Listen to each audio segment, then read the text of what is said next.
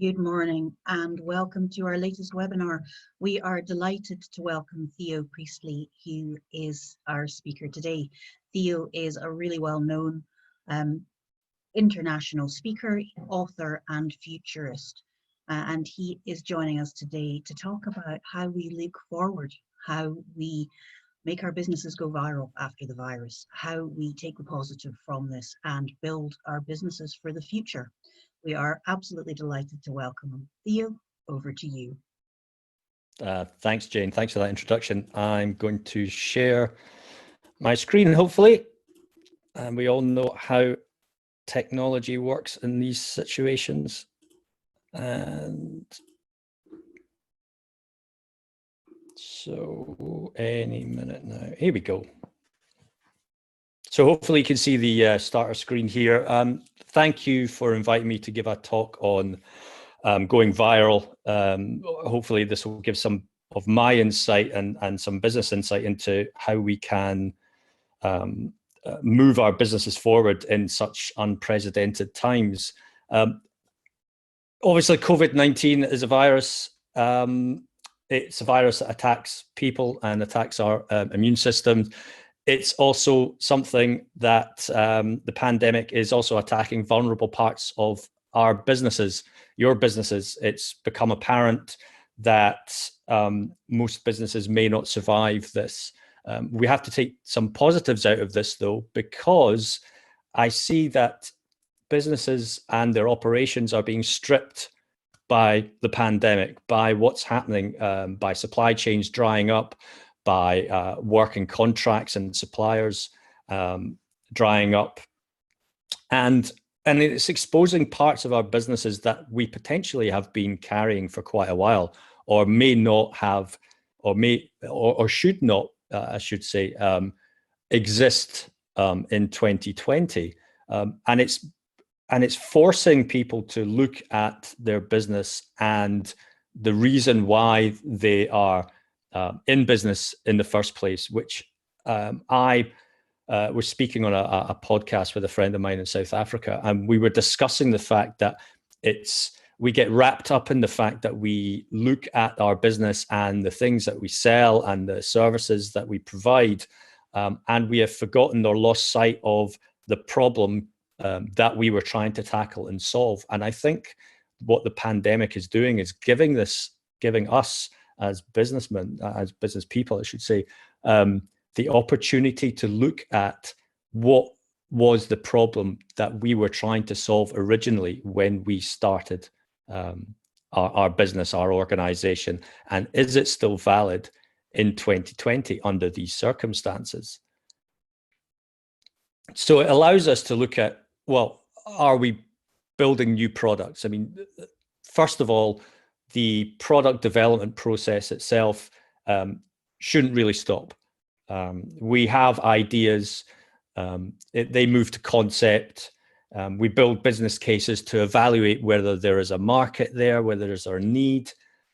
We go to prototypes, we do testing in the market to see, we do iterative testing and then redevelopment on that, and then we launch. Now, those processes shouldn't stop during this pandemic. In fact, they should be looked at and accelerated now, because we have this opportunity to stop and think and look at the market opportunities. Look at how the markets have shifted, for example, from the point of view of a distiller. Instead of making gin, they are now making hand sanitizers, and they're shifting to provide a service and a product that fills a gap in healthcare. Now, not all of us can do that, but all of us can start to look at, well, where are the pain points that are happening around the world, happening with our current customers, happening with our suppliers, that we could perhaps take advantage of. And then we look at our product and services right now and we say, right, well, is there a need for our product and service right now? And will there be a need for it in 12 months' time? And if there isn't, then what are the products that will be needed in 12 months' time? Whether that's tomorrow or whether that's even in 18 months. I mean, I keep reading reports of how long the economic impacts might last under the pandemic. And we can see various lights at the end of the tunnel. There might be some easing up of the lockdown by end of June, for example, but they're saying that some social distancing or physical distancing measures might still remain in place until the end of the year. But the economic impact of that, of supply chain slowly starting to crank up, the economy starting to recover, could take between 18 months to 2 years. And we have to start thinking, well, what are the products that might be needed beyond that point that people will be looking for? Because I can see a shift to moving forward and keeping this momentum that we are currently engaged with or are currently experiencing in our way of working, and not returning back to the old ways that we had before. And in that sense, there are opportunities to take advantage of. And there will be new markets opening up. I mean, remote working, for example, is going to be, or working from home and flexible working arrangements is going to be huge. I can see loads of startups and other companies spinning almost and pivoting with their current software solutions to cater for this huge boom. And in that sense, what are the supply chains that you need to start thinking about going forward? All the supply chains that we've had, that we've existed with so far, have been disrupted. There's no going back on that. But now we have to start looking at, well, which countries, for example, recovered the quickest? And do they have suppliers that we can start partnering with, because we know and understand that they, should another pandemic or another situation comes up that disrupts the economy of the world again, we know which countries could potentially weather that storm, and those are the ones that we should start to seek to look to either new markets or new supply chain partnerships. And I do see that partner collaboration and partnering with other organizations who offer similar products or similar services that you can piggyback onto and take advantage of their customer base, I think is going to be something that emerges as quite strong. I don't think that we should start to think about capturing markets on our own going forward.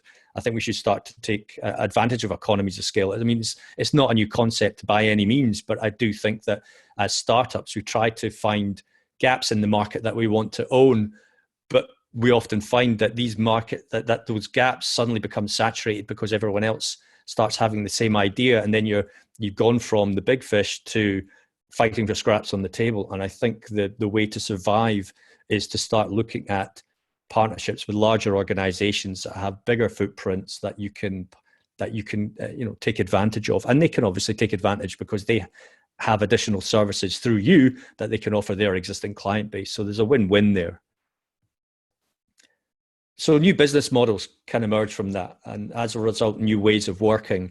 So I see organizational structures changing, where we usually had the top-down hierarchy. I think because of the flexible and remote working arrangements that we've got, it's going to expose organizations and their operating models quite significantly, and to see how fragmented and how disjointed and how siloed they all have been. And traditionally, we've been defined by organizational boundaries. So we have human resources who don't talk to sales, who don't talk to manufacturing or product development, who don't talk to operations, who don't talk to finance. And everyone's been a custodian of their own data and their own processes. And I think going forward, that can no longer be the case. It's easier in smaller organizations because you're more tight-knit, you've grown and scaled fairly organically, but for larger sort of medium to large enterprises, there's going to be some pain going forward in that sense. And work domains, again, we will have more networked and collaborative and fluid environments where we are driven by common interests and goals. We will remove constraints for workers and start to understand that people have different working patterns. And that will obviously impact what our existing operating model used to look like. And so when we traditionally look at business operating models and then target operating models, we kind of forget about working patterns and flexible working and organizational boundaries, and target operating models going forward from 2021 onwards, I think, are going to look significantly different. And this is going to be a challenge for people who are selling those kind of services, to understand, well, how do I re-network an entire organization, and what should that look like for a competitive advantage, but also for internal structures. So how does the CEO or the CTO look at their teams and say, right, well, I need to understand how I can network my teams to be more fluid and more dynamic, and to be able to take the hit on something like this again, but come out stronger as a result. We're going to see new leaders coming out.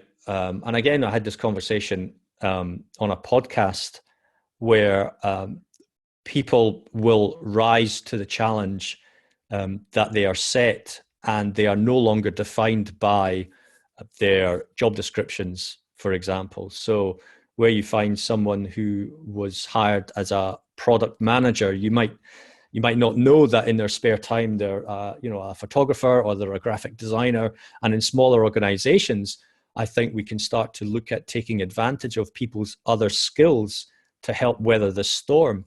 And people will do more if asked, and will do more if not asked as well. I think people want to survive this. They want their organization that they work for or work with, or the person that, like the CEO who inspires them, they want to do better because they want to come out of this as a stronger organization and a stronger business and a stronger team.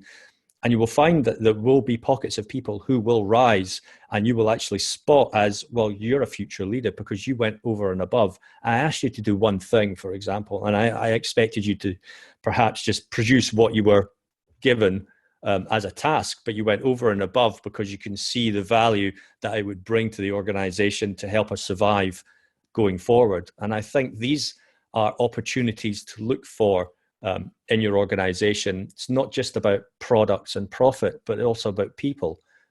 I think it's an incredibly powerful statement to be able to carry people forward in the organization and let them flourish, and spot these new leadership challenges. So leaders need to adopt agile thinking and decision making, and these are lessons that have to be borne by the top brass, shall we say. So the executives and the board, and also middle management as well, let go of the sort of ego of what I said yesterday was correct, because we're in a new world now, and what was a correct decision yesterday might not be a correct decision for 6 months' time or for 12 months' time. And the question that you need to ask yourself now is, if I make a decision today, will future me in 12 months' time thank myself for making that decision? And they could be hard decisions, furloughing people, for example, or actually keeping people and becoming almost economically unviable in a sense, but you made the right decision because at the end of that you still have a strong team, and you were able to weather that storm. And again, spot people who could rise to the challenge, who were doing everything in their power that they could to keep your business going and to keep the lights on. We are experiencing new ways of working right now. I mean, there's no doubt about that at all. We're all sitting here at home. You're watching the screen. I'm doing this at home, surrounded by 3 cats and a 6-year-old who wanders in and out with crayons. And this is our new world right now, and we have to sort of embrace that and then start to think about, well, how can we adopt some of the best practices that I've learned over the next 6 months, and sustain them and keep that momentum? Or do I want to go back to what it was before? I can send this link out, or get Jane or one of the Scotland IS team to send the link out that's at the bottom of the slide after the session. This is something that was incredibly useful that I found was circulating last week by Ogilvy, the creative agency, and they put together a slide deck regarding how to promote a healthy, flexible working environment at home. And we have to consider that, one, this is going to be a long-term thing. It's not going to go away anytime soon. So the best way to approach this is not to enforce the same working practices that you had at the beginning of the year, 9 to 5, you must be at your desk at 8:30 with a cup of coffee ready to speak to me about today's meetings, for example, and things like that. People are going to start settling into their own natural rhythm, and work will still be done. This is the thing. People will still be productive if you trust them to be. There could potentially be a different type of burnout being experienced in a home working environment, because we are trying to force a rigid, structured office environment in something that's completely alien to people. So you have to start looking at how people will restructure their lives around work. Work can still be done in the 8 hours in a day, but it doesn't have to be structured from 9 to 5. It could be structured from 9 to 2. There's a 2-hour break where we obviously want to get outside for some fresh air if we can, for that one hour a day walk kind of thing, feed the kids, walk the dog, and then do some work, 8 to 9 o'clock at night, for example. We have to start considering those patterns. And by doing that, we keep a healthy balance for our employees, and also keep them happy.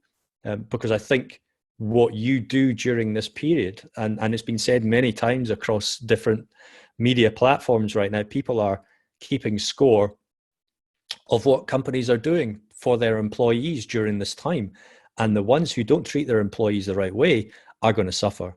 They will find that there will be a dry pipeline of recruitment, for example, of candidates who want to work for an organization who didn't treat their staff right. And you could find the same thing for suppliers and people who want to purchase your product and services. If what you did to your employer and your employees and your workforce leaves a bad taste with them, they might not want to do business with you in the future. So I would urge you to actually look at this, because I think it's something that's going to really help you understand how to promote flexible working arrangements. And these kind of things aren't new. We've all been working in sort of agile environments, especially in software development. I'm still a video gamer, and one of the earliest examples, even before agile was born, was something that was built by Valve Software Corporation when they produced Half-Life. They called it the kebab. Sorry, I'm starting to actually get hungry, even though it's 10:30. They called it the Cabal. And this was an unstructured, almost networked way of working. And before agile team environments were created. And I think, again, this is something that you have to start thinking about going forward. When I look back at, let's see, where is it? This slide here. This is what your organization really looks like. It doesn't look like this anymore. This is what it looks like under the surface, behind the org structure charts. And I think you need to sort of understand that this is potentially the way that people are going to be structured in their teams, that they will reach out to other parts of the organization to get work done. And I think this flexible way of working is actually going to really cut through a lot of the noise, but it will also set some businesses apart from others. And there are stats to prove it. I mean, everyone talks about millennials these days, but it's not just millennials. I'm not a millennial by any means, but I want to collaborate in small groups. I want to work remotely if I can, especially if the job or the type of role allows me to. And collaborative learning, I should say, in collaborative and diverse environments are proven to be more productive and help achieve business outcomes. So again, this is something that could be positively reinforced after the pandemic ends and lockdown. There is also another positive side to remote and different ways of working, in that we've seen reports from China, for example, that the carbon dioxide or carbon monoxide CO2 emissions have dropped significantly because factories haven't been spinning up. And people have been traveling, and we've seen that across Europe, and we'll probably see that in the UK now as well, in parts of the UK where there used to be congested traffic, there used to be a lot of CO2. Our carbon footprint is now going to be practically zero at the moment. I look out in the Edinburgh streets. I was out this morning, and it was dead. And I actually wonder what that is actually doing for the environment. And it is proven that, workplace desks lie unoccupied most of the time. And a flexible working environment would actually reduce our carbon footprint significantly. So again, there's a sustainability and green agenda to how you move your business forward, and prove that your business can be corporately and socially responsible for it, I should say, and have that kind of sort of green agenda attached to what you do going forward. We've seen undeniably that the velocity of change has vastly increased. I mean, the pandemic has been a massive accelerator in change. I was discussing on another podcast about how artificially slow digital transformation and pace of change has been in recent years. Projects that typically have taken years to engage, years to complete, are now taking literally weeks and months and days. We've seen companies that have said, we can pivot to produce hand sanitizers, we can manufacture ventilators, for example, and companies all over the world now are rapidly transforming to take advantage of flexible and home working arrangements because they have to. And these initiatives have literally been sitting on boardroom tables for years, have suddenly been thrust upon them, and they've had to change. Now, wouldn't it be great if we could actually sustain that going forward? That sort of rapid state of change, the impetus to actually want to change rather than hold on to the status quo and conduct business in the same manner. And there's a bit of a collision of ideologies at the moment, which, Parkinson's law is, work expands to fill the time available for its completion. And this in a sense is how projects have been run in the past. And Duke Ellington said, I don't need time, I need a deadline. And again, there has been a lack of a deadline, or a lack of a impetus of a sense of urgency of a deadline. So our deadlines for projects have always been, as long as we can complete this within 3 years, then we have the budget and the business case is viable. And we stretch that on, and we pay people forever, and we hire all these consultants and things like that. But what if we actually needed to change within 3 weeks? And I think we should be looking at the pandemic as a real value lesson here, in that we can change almost at the drop of a hat because we've been forced to. And I think we should be looking at those lessons to say, right, well, what are the projects that we should have been doing that we've been putting off that could potentially add value, but also help us sustain our business going forward in the next few months. And then how can we repeat that success over and over again following the pandemic? So I think the pandemic can be seen as a massive competitive advantage for people who want to take advantage, or who want to adapt to it. And there's no denying that we are all being forced to learn new tools right now. We're all sitting on Zoom. Zoom is the new darling, but there will be others. There are already others. But there's Slack, there's other things that we could be using as well. There's Facebook Workplace, for example. There's going to be a vast proliferation of tools that we will be asked to take advantage of, and suppliers will ask us to take advantage of that. So our communication channels will open up, and not only our suppliers, but people who want to purchase our products and services will ask for these, and we need to start adopting different productivity apps as well, different types of software that will all integrate and provide a more, a seamless experience, not only for our workforce, but also for our supply chain and for the people who want to do business with us. And this could be a procurement headache for the next 6 to 12 months. But in the same time as looking at how to transform projects or how to transform our organizations, we should be looking to how can we rapidly transform our procurement process and our IT security processes to take advantage of this as well. This isn't just about creating new products and services. The pandemic is going to force us to completely look at how slow and how much fat we've accumulated over the recent years for processes and for slowing things down and for sign-offs and for budgetary and purchase order requests to be able to streamline those, to be able to take advantage over the next 6 to 12 months. This has to happen, otherwise we will just grind to a halt. And toolkits that I think you can see by the slide, the landscape that you're going to have to navigate is huge, and there's no getting away from it. And you will require help to sort of understand, well, which are the best tools that I need to be able to survive this, but also carry forward, because anything that you put in place now needs to be valid, viable, and sustainable in 12 months' time as well.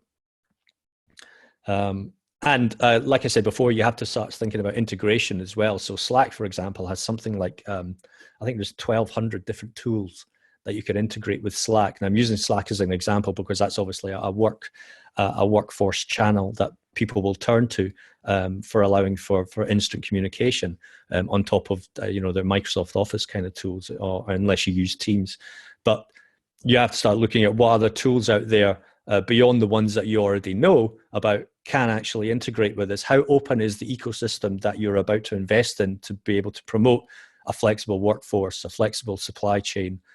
What other tools are there out there that can help me rapidly transform the business that I've got into something that I could take advantage, but also weather another storm like this? Everything has to be done to keep in mind that this could happen again, not just a pandemic, but for something out of the blue.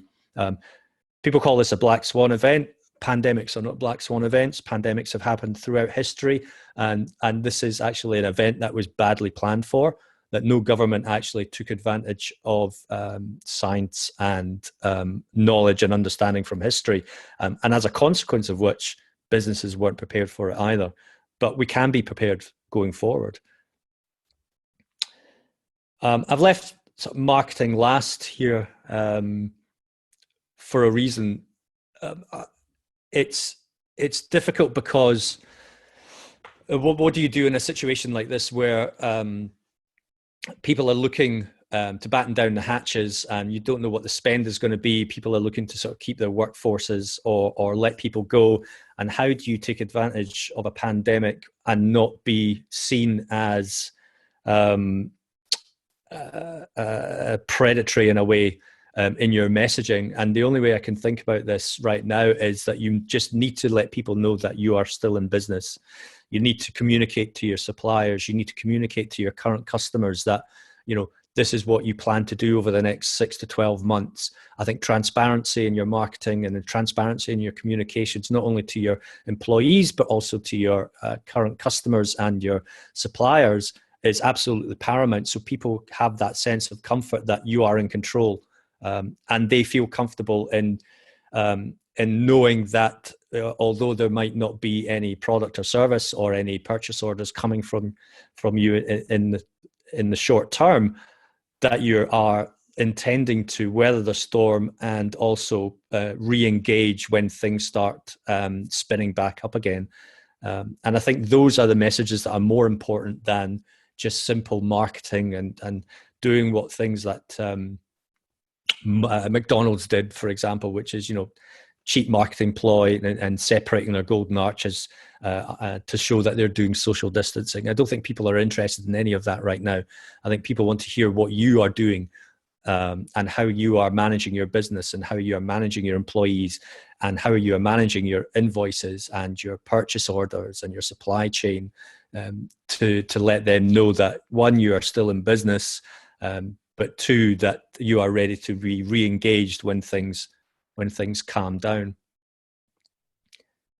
And I think I just want to sort of round this off by going back to the beginning, in a sense, when I started this slide, is don't think about the solutions that you have now. go back to the problems that you were trying to solve when you first started your business. And if they're still valid, then absolutely ramp forward on that. And if they're no longer valid, then start to look at what are the products and what are the services and what are the new markets that are going to emerge from this. And those are the advantages that we can take away from this pandemic. So we are here right now. It's a difficult road ahead. Nobody has all the answers, but we can get through this. There are some positives from this, and hopefully that quick whistle-stop tour can give you some ideas in how to prepare for that. That's me. Any questions? I shall stop sharing, maybe. Thank you, Theo. We have a couple of questions. One you may have already answered, but I will ask it anyway.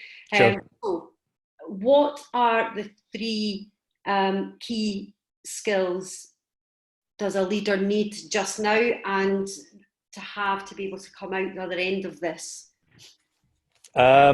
So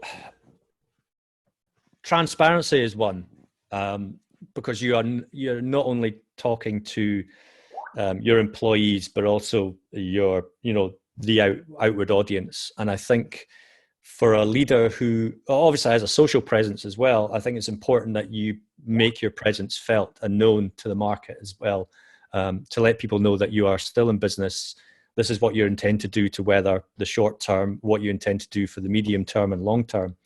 I think empathy is another key skill, because there will be tough decisions to make. You might not be able to keep your whole workforce in the short term, and how you communicate that message. We've all seen really bad examples of emails and phone calls and people being let go in Zoom calls, for example, like this, where they're all gathered in a Zoom call and someone's read out a pre-canned statement and then closed the call, and everyone on that call was basically made redundant. So, these are some of the qualities that you should absolutely not adopt. And again, how you treat people going forward and how you empathize with the situation there is going to be something that you carry forward as a leader. What is the third one?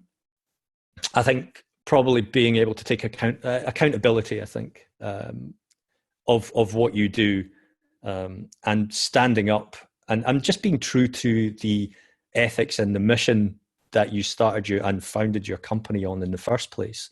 So yeah, transparency, empathy, and I think accountability, I think, are probably the 3 strongest points or traits. Thank you. One of the other questions that have been put forward is, if you could go back, say January, what would be the one piece of advice you would give yourself to, if we'd known when we'd heard all this coming out of China, if we'd have known then what we do now, what's the one piece of advice one thing you'd have done or prepared? I think as businesses, one thing that I think is that we have been taught is that we still ignore lessons from history. Something like a pandemic. I mean, SARS happened, Spanish flu happened. We've all seen the comparisons with Spanish flu, for example, coming out in the press. SARS happened, and I think our complacency in, well, we weathered SARS and it didn't really have that much of an effect, and we've had bird flu and it didn't have that much of an effect, so there's nothing that we need to do. And I think this pandemic and COVID-19 has kind of taught us a very harsh and valuable lesson in that we should pay attention to what happens in history. And these are all patterns that have happened before. This is, like I said before, it's not a black swan event. So these patterns can be predicted. And I think it's impossible for a leader to, or people in business to pay attention to everything. But we are in an information age now where we seem to want to analyze every piece of data and look at predictive analytics and things like that. And I think, even governments were caught red-handed with their complacency. And going back to January, if I think, yeah, lessons from history, I think, are going to teach us more about ourselves and about our businesses than anything else going forward. So look backwards to be able to look forwards. Thank you. A couple more questions. One from John. Aside from working from home, working opportunities, where do you see the gaps in the market appearing for businesses with a more traditional business model? Have you seen any patterns emerging from China, for example, that appears to be coming out the other side? So the ones, industries that are hurting right now are retail, obviously. My partner works in retail and she's at home, and she's actually lucky to be working with an organization that has treated their staff well. So they're all on full pay. They were sent, the business was closed before the actual lockdown happened because they could see the impact, not only on staff, but also on groups of people, shoppers congregating. My partner actually got the virus in a mild form, and she's through that. So there are, it's really difficult. I mean, retail, for example, what I've seen is people turning to, so if you had a retail model or a shop front or a store, people have actually been turning to things like Uber Eats and Deliveroo to start using their services. Now, obviously, we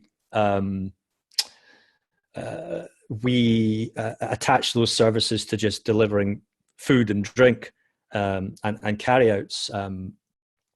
But these people are actually there to give a service generally. So so if you have a retail and model and you are kind of stuck with a shop and you've had to close and now your customer base is gone, you can absolutely turn to these kind of sort of online services to say, well, look, I don't have the means or the capacity to create an online shop front, for example. And it's probably too late to try and even do that, because then how do I communicate to my audience that it exists, because my footfall is now gone.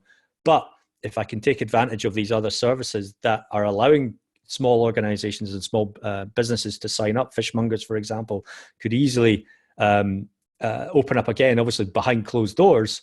They could, they don't have to, open their shop front, but they could offer a delivery service, and their staff could do that, for example, or they could offer it through Uber Eats or Deliveroo or things like that.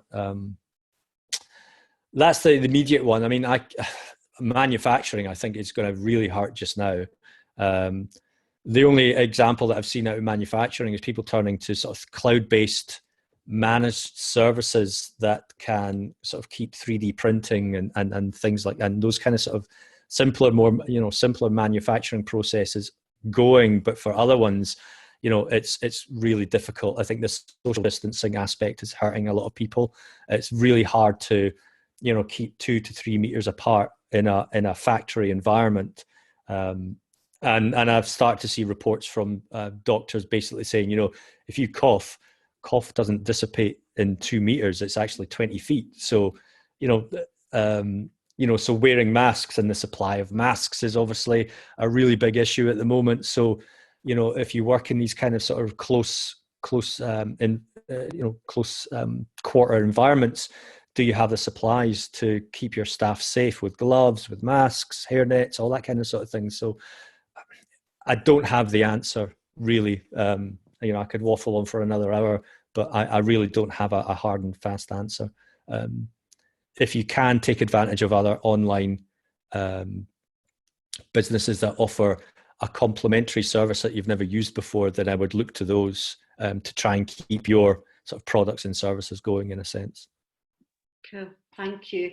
Another question, one that I was going to ask, but Richard Graham has asked it far more eloquently, so I'll just...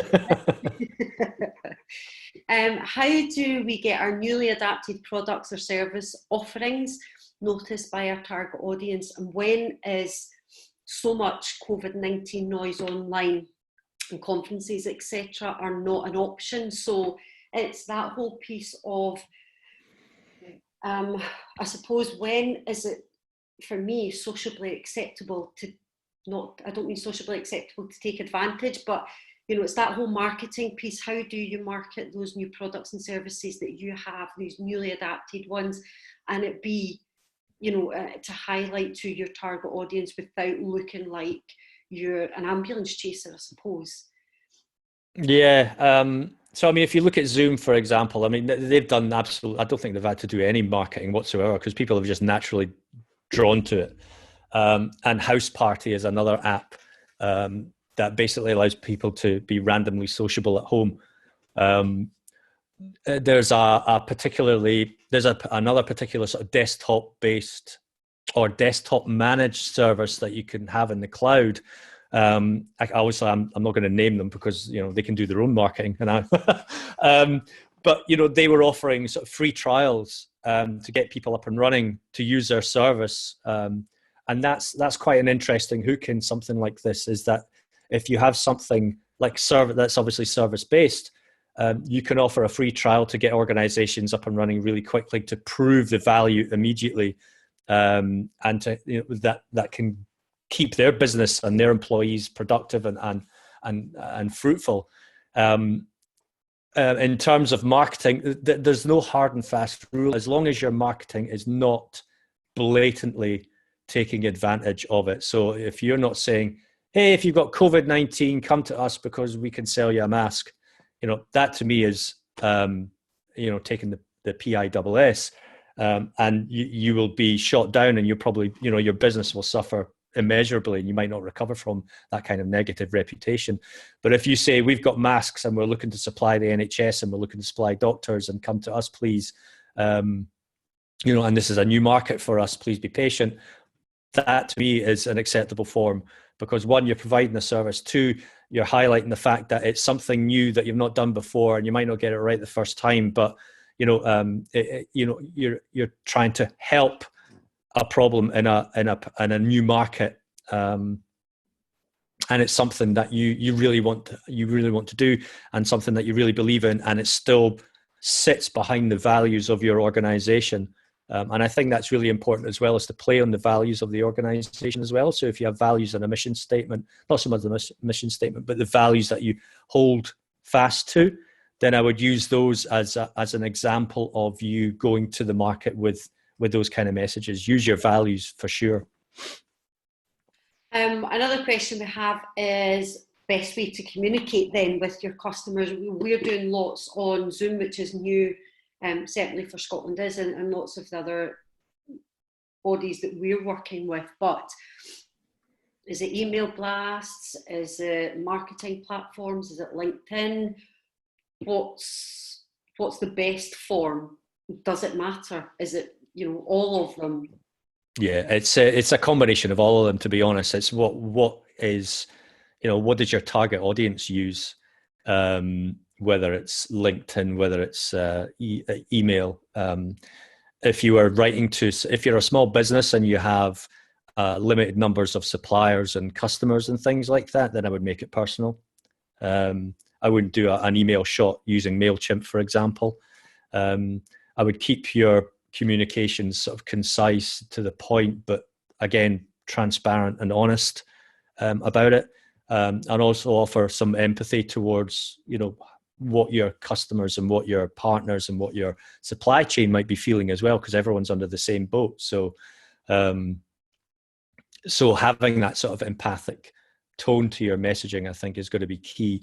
If, you know, for example, if you want to explore using Zoom, and your partners, again, if depending on the size of organization you are, and if they want to sort of be comfortable using it, they might actually feel that kind of empathy and that comfort and seeing, having a face-to-face, because people are removed from that now, and they might appreciate that. I think there still needs to be that kind of human connection for some people. For others, an email is fine, just to let, you know, just for them to know that you're still around and things. But for other ones that you have a really good relationship, I think it's worth offering that sort of option to say, look, would you like to jump on a call, or would you like to jump on a Zoom or a video conference and discuss, you know, how things are going with you? How are you holding up? Never mind the business and how much money you're making, you know, how are you as a person holding up? And I think those kind of sort of communications, especially just now, are really important. I'm not sure. I have one more question for you. We'll end on a bit of a cheerier note. If you could predict one positive thing that you think will come out of all this and happen in 2021, what would that be? That we don't go back to the way things were. This time.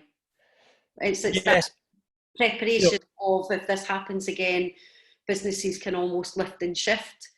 In a sense, yeah, but I think what I would hate for to happen is that we all go back to the same 9-to-5 drudgery.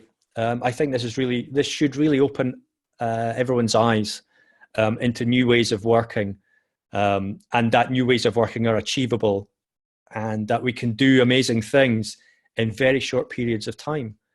I think those are the lessons and the more, the positive things that we can carry forward with this.